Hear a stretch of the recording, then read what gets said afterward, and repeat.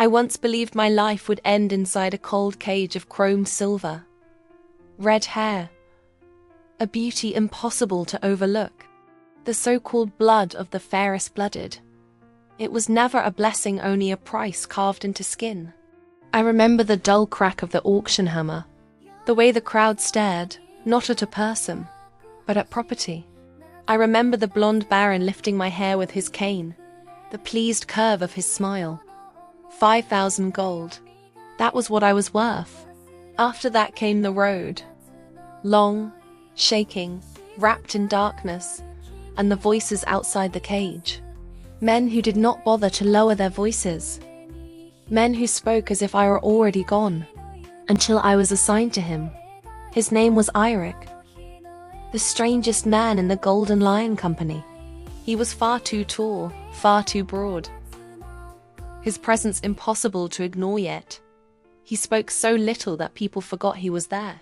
He was always wrapped in a heavy black-grey cloak, and over his head he wore the bleached skull of a monstrous beast, its jagged shape hiding his ears and his face alike. Later, he told me it was the first monster he had ever killed. He sat outside my cage like a wall. Not a guard who leered, not a man who lingered. He did not look at me, at least, not the way the others did. His attention seemed to belong only to two things: watching the road and eating. When he first offered me roasted meat, I didn't take it. The meat was tough, barely seasoned, smelling only of salt and smoke. He held it out without a word, his other hand already emptying his own plate with alarming speed. Slabs of meat disappeared one after another, his swallowing steady, focused. He didn't rush me. When I finally took the meat, I managed only a few bites before my stomach rebelled. I handed the rest back. Without hesitation, he ate what I could not, my bite marks and all. In that moment, absurd as it was, I thought, this man might be simpler than the others. The journey was long, dull, and dangerous. I smeared ash and dirt across my face to dull what drew attention. It earned complaints, but also space. Eirik remained the same, silent, distant, speaking only when necessary. I learned he was easy to live beside. Feed him enough. Leave him alone when he rested. Ask for nothing unreasonable. He never asked anything of me in return. When my stomach ached so badly I couldn't eat the endless roasted meat, he brought me a bowl of thin but warm broth without comment. No questions. No judgment. The wilderness soon showed its teeth. The bandit attack came without warning. Filthy fingers slipped through the gap in the black cloth over my cage, and in the next heartbeat, they fell away, severed cleanly, landing at my feet with a wet sound. Blood splattered across my skirt. I couldn't breathe. I looked up and realized the place where Eirik had been leaning was empty. Outside the cage came short screams, the sound of bone breaking, something heavy striking wood. I lifted the cloth just enough to see a bandit swinging a blade at him. Eirik caught the weapon with one hand, bent it, snapped it like breaking a branch. Then, with the same gloved hand, he seized the man's head and smashed it into the nearest tree. The sound was like splitting fruit. I dropped the cloth and clamped a hand over my mouth, swallowing my scream and the bile rising in my throat. That wasn't a fight. It was annihilation. When it ended, he simply returned and sat beside my cage, as if he had swatted an insect. Someone came to check the cargo. All good? They asked. Fine, he said. That was all. No one asked more. Curled inside the cage, I watched dark liquid drip from the edge of his cloak in the moonlight and understood, for the first time, that my silent guard was himself a living weapon. And yet, of all the things that terrified me on that road, he was the only one who made me feel safe. The irony was sharp enough to hurt. Worse came soon after. The monster burst from the trees like a moving mountain of flesh. Horses screamed. Men shattered beneath its weight. The company collapsed into panic. The captain shouted Irik's name, hoping to throw him into the beast's path like bait.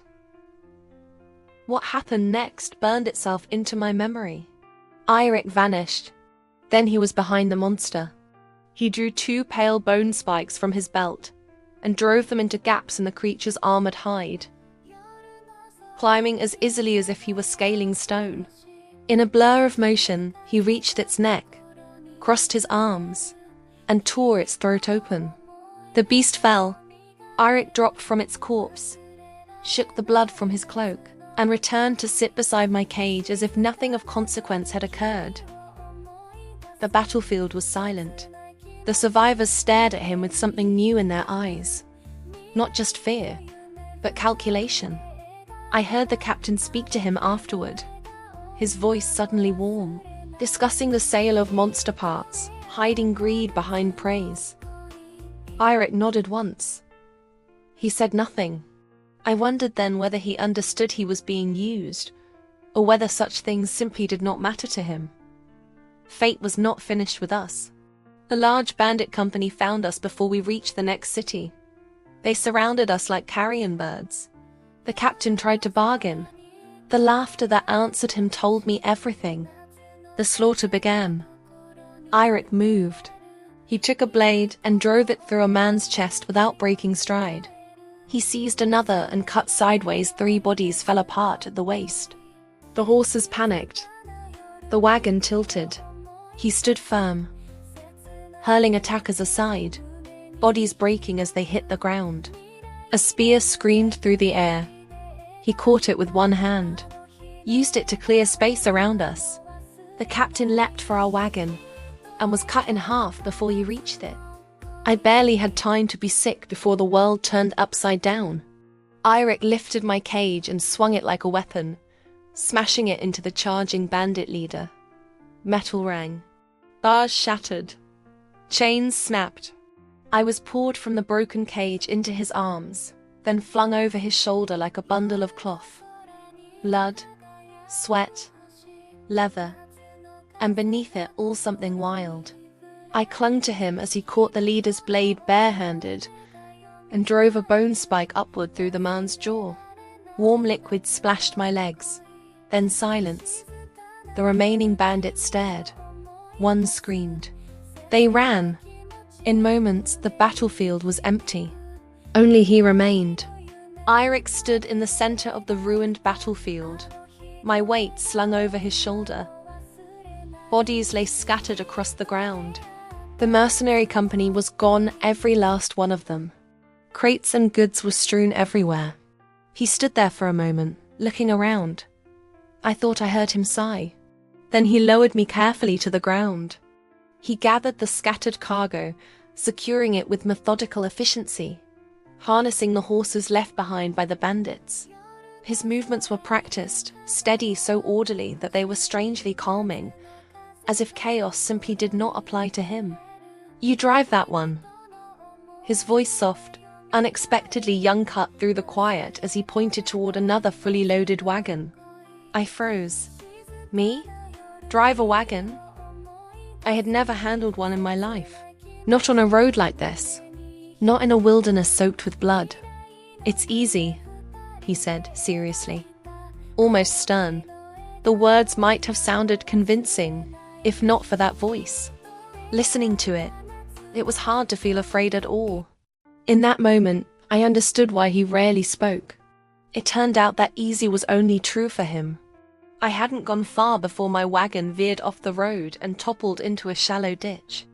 When I crawled out, covered in grass and dirt, dazed and humiliated, he was already there. A large hand closed around my shoulder. He lifted me aside as if I weighed nothing, like picking up a stray kitten, then walked to the overturned wagon. Bracing his feet, he heaved. The fully loaded wagon rose. He set it back onto the road. I stared, convinced that any second now he might crush my skull for being so useless. Instead, he put me back on the driver's bench. A gloved hand reached out, 2 fingers pressing lightly against the back of my head, just enough to make me tilt forward. "Look here," he said, carefully. Slowly, with the same earnest tone, he explained the reins, the horses, how to guide them. "I'll show you again." Driven by his patient instruction and the vague sense that failing again might be dangerous, eventually managed to follow behind him. The wagon still swayed, but it stayed upright. We stopped by a small lake after nightfall. I was exhausted, barely able to move, slumped against the wagon. Eirik, meanwhile, built a fire and began preparing a long-horned beast he'd hunted earlier. I watched him skin and butcher it, his movements fluid, precise. There was something primal and strangely beautiful in the way he worked. Blood splashed onto the white skull covering his head. After hesitating, I reached out and wiped it away with my sleeve. He paused. The skull turned toward me. He didn't speak, but he didn't pull away either. When he handed me a piece of meat, blackened and barely seasoned with coarse salt, I stared at it, gathering my courage. "I can cook," I said. "Let me try." He nodded and stepped aside. It was my first attempt to be useful, to prove that I was more than cargo. I dug through the limited supplies, seasoning the meat as carefully as I could. As fat sizzled over the fire, releasing the scent of spices, I noticed Eirik straighten. The skull angled subtly toward the flames. I cut the first portion into small pieces and set it on his plate. He picked up his fork, took a bite, paused. Then I heard something I never had before. His eating sped up. He didn't speak, but the way the plate emptied and the faint, almost inaudible ah of satisfaction told me everything. Nearly the entire hindquarters were gone. When he finally leaned back, patting his slightly rounded stomach with both hands, he let out a long, contented sigh and promptly fell asleep. Just like that, as I cleaned up, watching him sleep unguarded, or at least appearing so.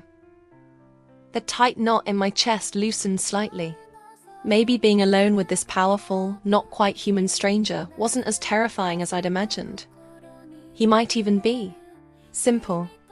Wrapped in my cloak, I sat beside him. Firelight reflected off the skull. Grease still smudged near its jaw. I leaned closer and wiped it clean. He didn't stir. The night was cold. Without thinking, I leaned toward the warmth, resting my head against his solid arm. He didn't push me away. Then I heard it. A sound in the trees, not wind, not a small animal. My heart jumped. The arm beneath my head tensed slightly. At the same moment, something cut through the air. A soft thud came from the forest, followed by the heavy collapse of a body. Silence. Eirik didn't move again. It was as if he had only shifted in his sleep. I didn't sleep at all.